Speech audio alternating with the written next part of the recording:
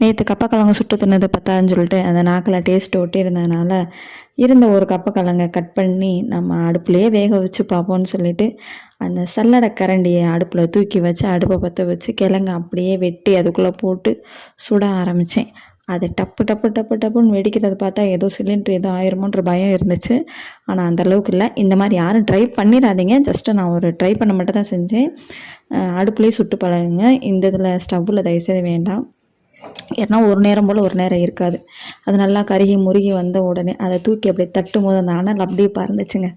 நம்ம இது என்ன சொல்ல, ஒவ்வொரு கடைகளில் அப்படியே தூக்கி தட்டும்போது அனல் பறக்கும் அந்த மாதிரி இருந்தது. ஓகேன்னு சொல்லிட்டு அப்படியே ஸ்டவ்வை ஆஃப் பண்ணி அதை தூக்கி பிளேட்டில் போட்டு அதை அப்படியே கத்தியில் வச்சு கட் பண்ணி எடுக்கும்போது ஒரு ஆவி பறந்துச்சு பாருங்க.